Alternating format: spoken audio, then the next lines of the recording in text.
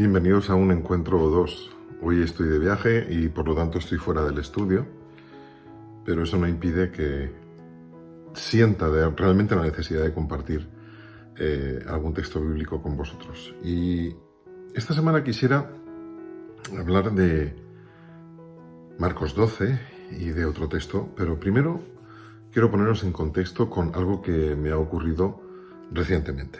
Sabéis que, entre otras de mis funciones, soy el redactor en jefe de una revista que tiene más de 100 años, la revista adventista en Francia, la Revue Adventiste, y hemos tenido que publicar muchos artículos sobre el tema de las fake news, de las teorías de complot, los complotistas, cómo la gente que no verifica realmente según qué noticias está contribuyendo a distribuir informaciones falsas, informaciones que, por cierto, están acabando causando la pérdida de vidas humanas.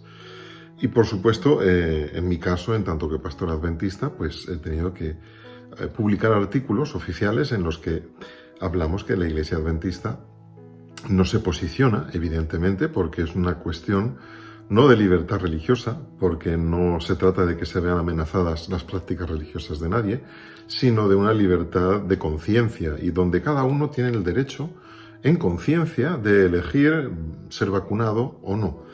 Nosotros respetamos esa libertad y que cada miembro de iglesia, que cada persona pues haga su elección libre sin criticar al que piense de otra manera diferente. Es decir, si prefieres no vacunarte, no le hagas la vida imposible a los que se han vacunado. Y si eres de los que está de acuerdo con vacunarse, deja a los otros en paz, porque es su libertad y es su derecho a no vacunarse. Sin embargo, la Iglesia Adventista sí que anima a que la gente considere seriamente la posibilidad de, hacer uso de los avances tecnológicos y médicos que la ciencia hoy en día ha puesto a nuestro alcance, pero siempre respetando la libertad.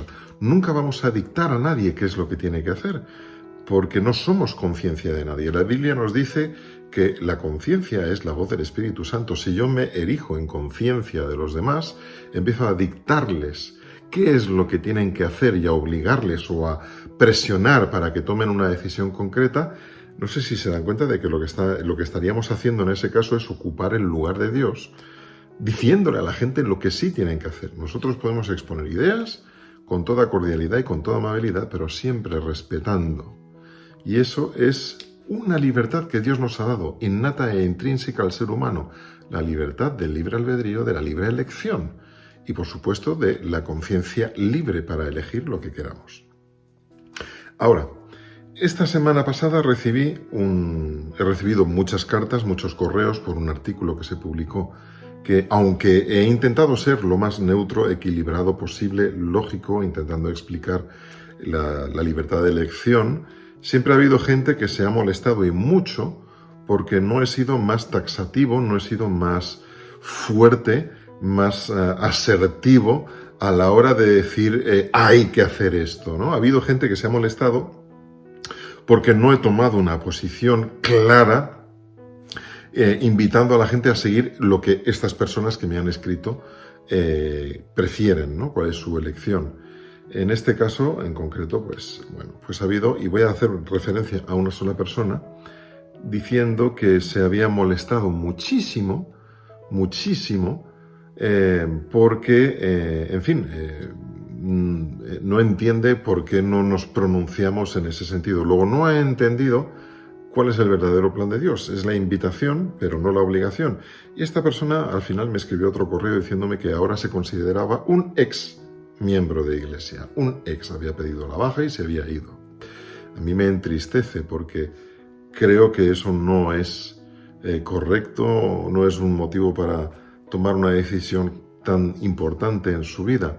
Y un segundo caso ha sido otra persona que me mandó un correo diciendo que, para los que no conozcan la Iglesia Adventista, tenemos una ONG a nivel mundial, de las mejores a nivel internacional y más reconocidas, que se llama ADRA, la Agencia Adventista para el Desarrollo de Recursos Asistenciales, ADRA. Es más, cuando estuvimos mi esposa y yo participando en una misión después del genocidio de Ruanda, estaba mejor considerada en según qué zonas incluso que la propia Cruz Roja.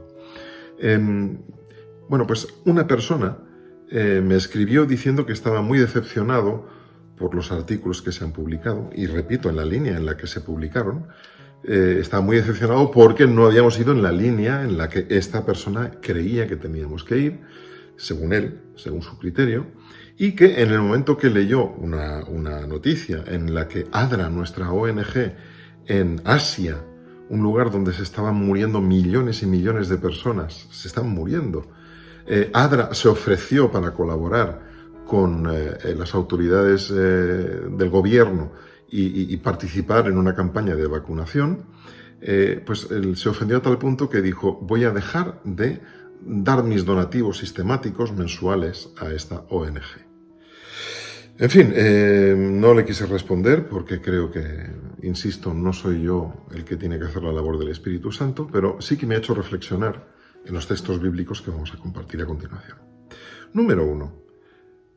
Que una ONG se ponga a disposición de un gobierno a participar para poder facilitar una campaña de vacunación, sea cual sea, en este caso puede ser por la COVID o no, eso no implica que la gente esté siendo vacunada por obligación. No estamos imponiendo a nadie el hecho de ser vacunado, con lo cual se sigue respetando la libertad del individuo para que acepte o no un tratamiento médico. Por lo tanto, no me parece un argumento válido para tomar una decisión así de trascendente. Y en segundo lugar, creo que ADRA hace muchísimas más otras cosas que solamente vacunar, cuando, para empezar, los donativos de esta persona, de este señor, estaban yendo a la sede de ADRA en Francia, con lo cual no creo que ni siquiera un solo céntimo fuese al país asiático donde él hacía mención. Por lo tanto, creo que es un sinsentido que cortara esa ayuda económica, porque no va a repercutir en nada. Y en segundo lugar, lo que se hace a través de ADRA es muchísimo más que simplemente participar en una campaña de vacunación en un país lejano, ¿de acuerdo? ADRA hace muchísimas más cosas, ayuda a inmigrantes, ayuda a personas que están sin techo en la calle, hay una gran cantidad de actividades en muchísimas sedes de ADRA en diferentes países que realmente son de ayuda humanitaria. Entonces, creo que el perjuicio es peor que el beneficio que esta persona piensa que está haciendo, aunque para él simplemente sea una manifestación de protesta visual. Si hasta aquí has sido capaz de seguirme y no te has enfadado, yo te ruego que, por favor, entiendas y escuches cuál es el argumento que quiero hablar sobre Marcos 12. En Marcos 12 vemos a la viuda que no tenía nada, solamente le quedaban 2 blancas, es decir, la moneda más pequeña, 2 monedas de 1 céntimo, de 1 centavo, y se dirige al templo y las da como ofrenda. Y cuando las da como ofrenda, nadie se da cuenta de la pequeña contribución que había hecho al tesoro del templo.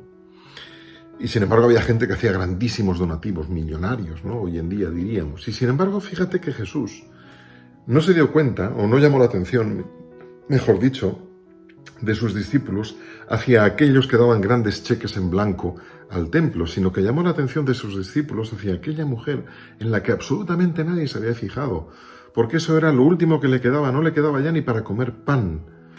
Y sin embargo Jesús alabó la actitud y confianza y fe de esa mujer ante sus discípulos, no solamente por el hecho de decir, bueno, aunque no tenga más, yo prefiero darle a Dios que incluso quedarme sin comer. Primero porque Dios ha prometido que el que es fiel su pan nunca faltará. Pero lo más importante no es eso, sino el hecho de que a Dios no se le escapa el detalle. Jesús estaba viéndolo y quería enseñar a sus discípulos no solo el asunto de la fidelidad, sino que se dieran cuenta de que a Dios no se le escapa ni un solo detalle. Incluso aquella mujer que pasaba tan desapercibida, Jesús la vio, la escuchó y la amó. Por supuesto que le ayudaría de alguna manera que en la Biblia no se nos dice, y estoy convencido de ello. Volviendo al tema de antes, Jesús podía haber dicho, ¿os dais cuenta? Esta señora está dando ofrenda a estos que dentro de unos meses me van a crucificar. Podía haber insistido en, no hagáis como ella, no deis, no ofrendáis, no diezméis, no deis donativo, llámalo como quieras. Podía haberlo hecho. Sin embargo, él no hizo eso. No hizo el boicot. Él dijo, mira, esta mujer lo que hace, lo hace por conciencia, sabiendo que eso de alguna manera va a ayudar a alguien, aunque sea lo último que le quede, y yo eso es lo que veo. ¿Por qué hacemos las cosas? ¿Para que los demás nos alaben? ¿Para que en un momento determinado yo pueda usar eso como ahora te cierro el grifo para que entiendas que estoy enfadado? Que es lo que estaba haciendo esta persona por email. No. Yo podría argumentar aún más a los que se dirigen a mí con este tipo de respuestas después de los artículos que se publican en la revista, intentando, a pesar de que intento que sean neutros, es decir, bueno, ¿y entonces por qué sigues pagando impuestos al país donde estás viviendo? Porque con los impuestos que tú estás pagando, no solamente se pagan escuelas, no solamente se ayuda a los pobres, sino que también se están comprando vacunas. Y además también se están fabricando armas que se están enviando a la guerra con tus impuestos con los que tú estás pagando. Y sin embargo, no decimos voy a dejar de pagar impuestos. ¿Os dais cuenta de la incongruencia? ¿Por qué pensamos que sí se puede hacer de otra manera con Dios? Es una incongruencia terrible. No, a Dios no se le puede negociar de esta manera. En realidad habría que preguntarse por qué hacemos las cosas. ¿Por miedo? ¿Por obligación? ¿No dejo de pagar impuestos porque si no va a venir el fisco y me va a meter en la cárcel? ¿O porque estoy convencido de que es un deber cívico y ciudadano? ¿Por qué doy un dinero a una institución?